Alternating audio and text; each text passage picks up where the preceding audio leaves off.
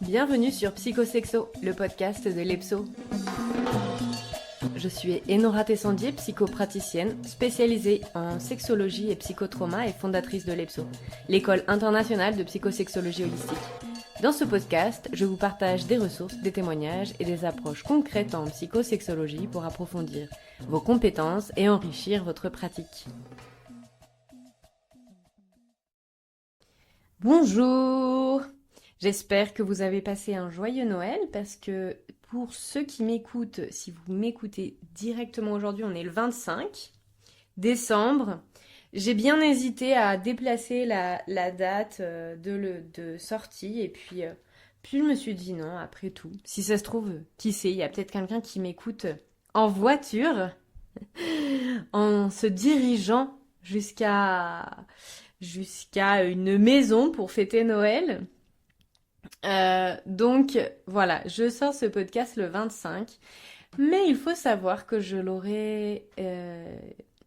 l'ai enregistré le 10 décembre puisque de mon côté, ma mère arrive tout bientôt pour me rendre visite ici au Salvador et fêter les fêtes de fin d'année ici.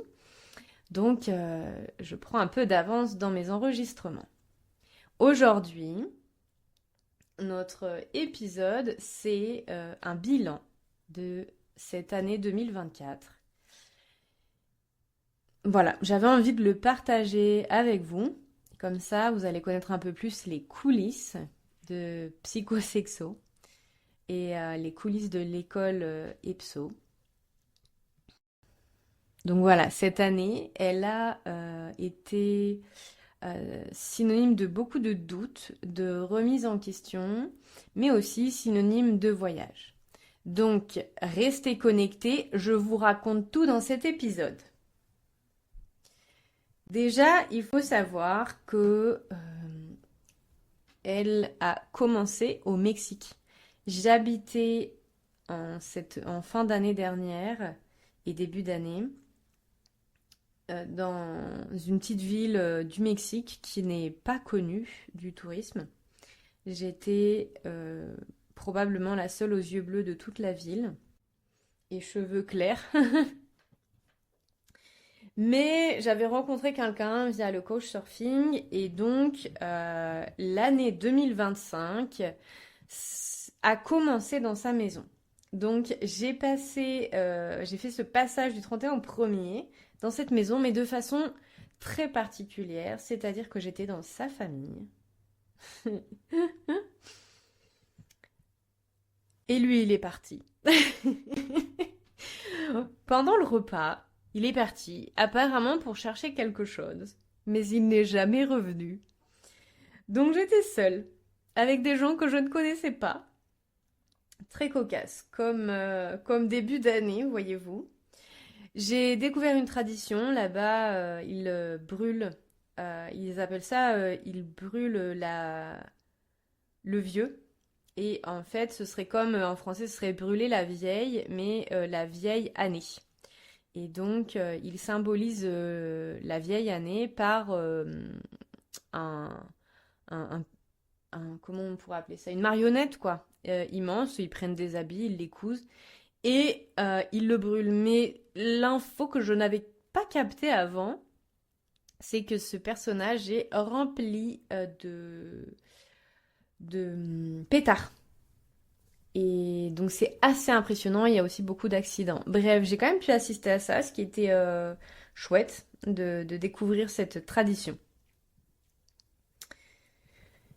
Niveau pro, à ce moment-là, j'avais très envie de sortir la formation en psychosexologie, mais je me disais, je vais y aller petit à petit, donc je vais d'abord sortir une formation à destination des problématiques, on va dire, plutôt féminines, euh, ou du moins de personnes qui ont un vagin. Je pensais la sortir en septembre, et à ce moment-là, hein. Et puis je voulais aussi sortir un podcast. En cette période, je découvre que j'adore jouer des personnages quand je fais des réels sur les réseaux sociaux, sur Instagram. Et tout le reste, c'est un peu pénible pour moi. Tandis qu'en fait, c'est facile pour moi de jouer des personnages. Donc c'est là qu'est né un personnage qui s'appelait Madame Ish, mais qui s'écrit Hixe. Madame X, quoi. À ce moment-là, les retours de ce personnage sont un peu mitigés. De mon côté, je m'éclate. Au niveau perso, je dois quitter cette ville un peu plus tôt que prévu à cause de la coloc. Et puis dans un sens, tant mieux parce que c'était un peu compliqué avec elle. Et ma destination suivante, donc j'aurais passé un mois dans cette ville-là. Ma destination suivante, c'est San Cristóbal de las Casas, dans les Chiapas. C'est déjà plus connu. Et là, j'avais découvert une petite maison éco-construite. Ah, et j'avais besoin de me retrouver seule, donc j'étais très contente d'aller dans cette maison super agréable à vivre. Bon, sauf que j'y ai découvert le froid mexicain. Je n'avais absolument pas des habits pour, quoi, donc c'était un peu difficile.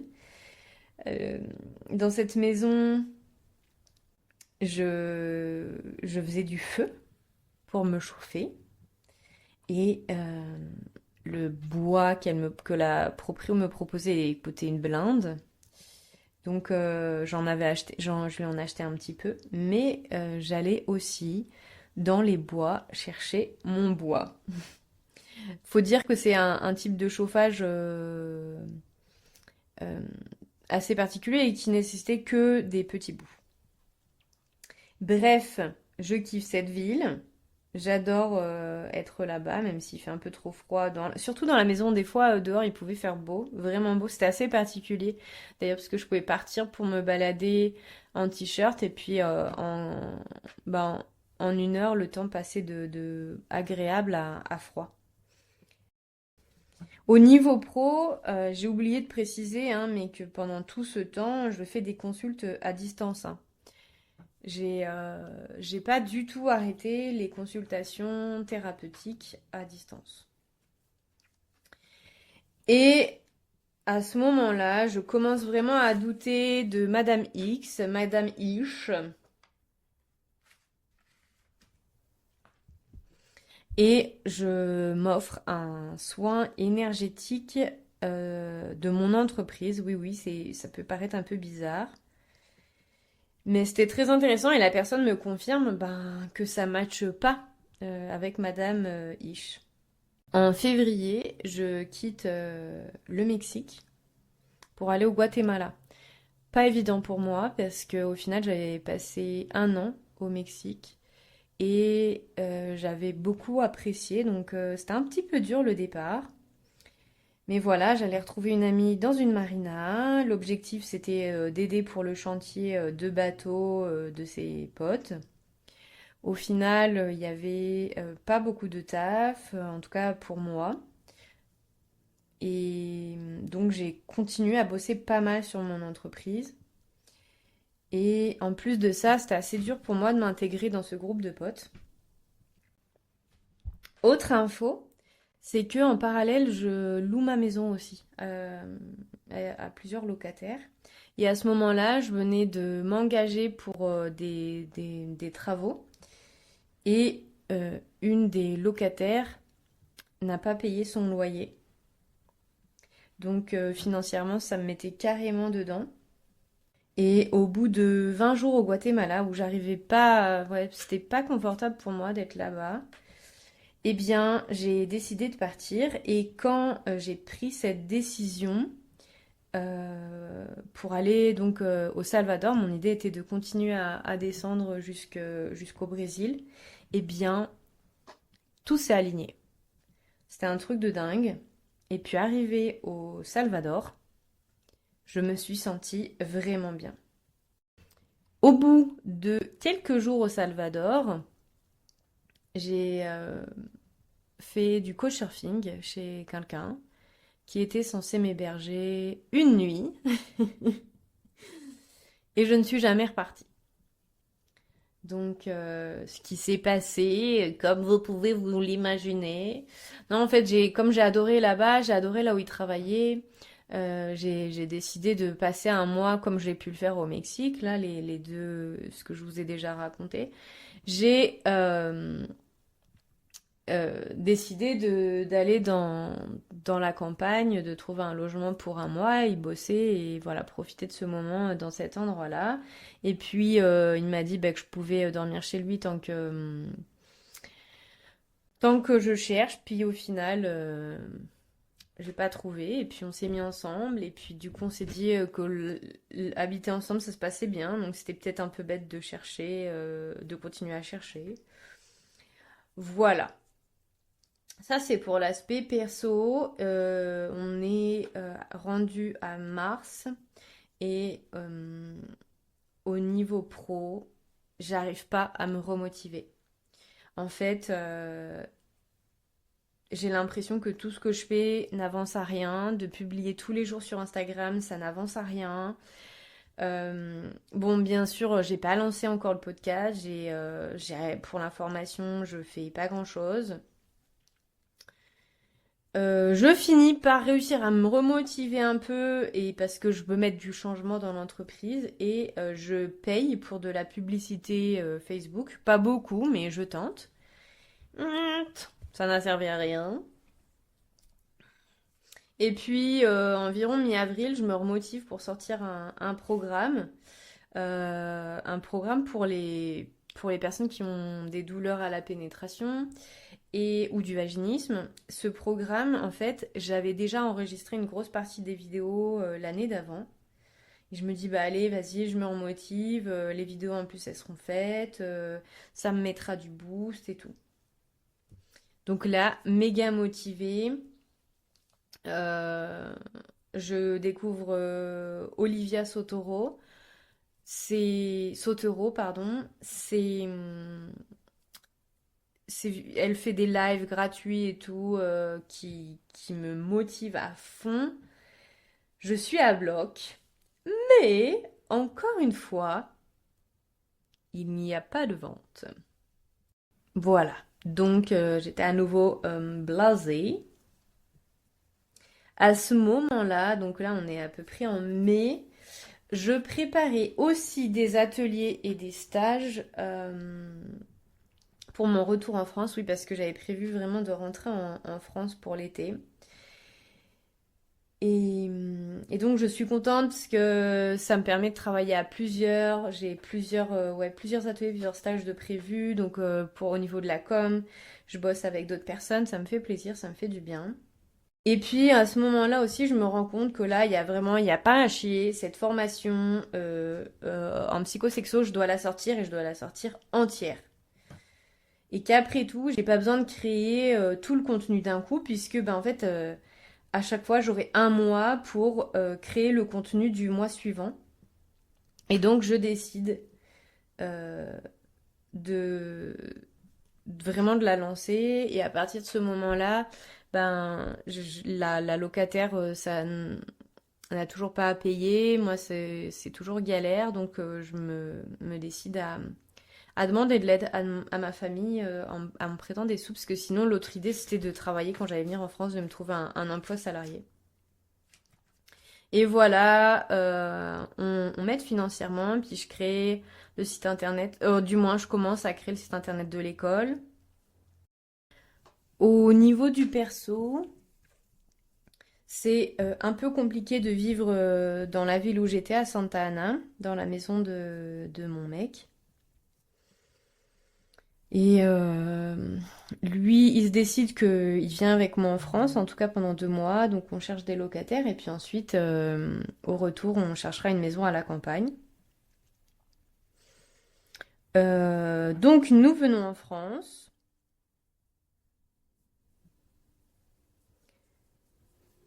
Au final, les stages ne marchent pas. Ils sont tous annulés par manque d'inscription. En France, j'ai du mal à tout gérer puisque j'ai envie de voir tout le monde. J'ai envie de montrer plein de choses à mon conjoint. J'ai envie de l'emmener dans plein d'endroits. Et en même temps, bah, je dois gérer aussi la langue parce que, enfin, du moins, gérer plein de choses parce que bah, il parle pas le français. positif quand même, c'est que j'ai refait du présentiel dans l'Institut Bulle de Beauté d'une amie, de mon amie Émilie, qui est vers Ussel. C'est en pleine campagne, mais ça marche. Et j'accompagne à nouveau des personnes en présentiel, donc ça m'a fait vraiment plaisir, ça m'a fait vraiment du bien. On arrive en septembre, j'ai rien avancé sur la com pour sortir la formation qui était dans ma tête fin octobre. Bon, j'ai pas fait de podcast. En parallèle, mon compagnon est de retour au Salvador et puis on trouve pas de maison à la campagne, mais en parallèle, on découvre un terrain oufissime avec une cascade et tout. Mais il faut dire que les tarifs sont très chers au Salvador pour acheter du terrain. Quand je dis très cher, c'est que il y a peu d'endroits en France qui sont aussi chers. C'est vraiment euh, Nice, Côte d'Azur, mais c'est assez hallucinant. Et à ce moment-là, bah, je me mets la pression. Et je me mets la pression parce que je me dis il faut de l'argent pour ce terrain, il y a la formation à sortir, là il faut que je bosse comme une acharnée parce qu'elle sort tout bientôt. Et puis là je suis à deux doigts du burn-out. Donc j'ai passé une semaine chez une amie dans le sud, ce qui m'a fait énormément de bien. Et j'ai laissé tomber de sortir la formation pour le 28 octobre. Qui était juste après mon retour au Salvador aussi, hein. Donc mi-octobre, je m'installe au Salvador. On a fait un compromis, donc on a une maison, pas à la campagne, mais avec un jardin. Donc pour l'instant, ce sera ça. Et donc quand je suis arrivée, en fait, j'avais envie juste de m'installer, de préparer tout. Et puis voilà, j'étais pas à fond dans le boulot. En parallèle, je continue toujours mes consultes, mais la plupart du temps, j'étais en mode m'installer. Euh, on a fait direct le potager, quoi. Au bout de 10 jours, je me suis dit, mais en fait, on a déjà fait tout ça, quoi. On a déjà un potager et tout. Bref. Et là, je me dis, à un moment donné, il va falloir que je me décide vraiment qu'est-ce que je fais, quand est-ce que je lance la formation. Est-ce que j'attends, parce que je voulais absolument qu'elle sorte en septembre. Une année scolaire, c'est une formation de 3 ans, donc je voulais que ce soit de septembre à juin, en gros, quoi, ou d'octobre à juin. Et là, je décide de la lancer en janvier. Fin janvier, donc le 28 janvier. Et de mettre le turbo sur la com, sur refaire le site internet, et puis cette fois-ci de lancer le podcast. Et je suis à nouveau en mode gros boost. Et comme je le disais au début, ma mère arrive là dans quelques jours. Et une fois qu'elle sera là, je vais être en mode, je sais très bien que je vais pas beaucoup travailler. Et donc, euh, voilà, mon idée est d'avoir le plus avancé possible. Et donc là, à ce moment-là, on était fin octobre et j'y croyais à fond. Et maintenant que j'enregistre, on est quoi? On est le 9. Je suis toujours à fond. Bon, avec la santé qui commence à me dire, bon, ce serait bien que cette fois que que ça arrive bientôt, le temps de la pause. Euh, mais voilà où j'en suis. Euh, voilà, ce podcast.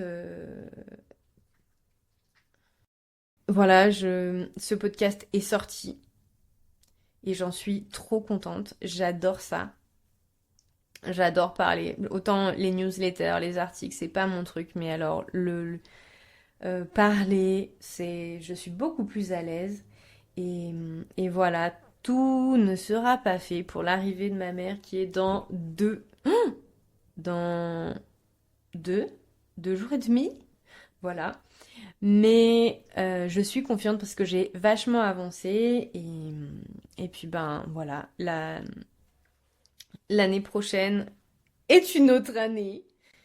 Et avec ce lancement de cette école, ce projet que j'ai en tête depuis déjà un moment, ce lancement de podcast est fait et je l'ai en tête aussi depuis un moment, donc je suis trop contente. Et,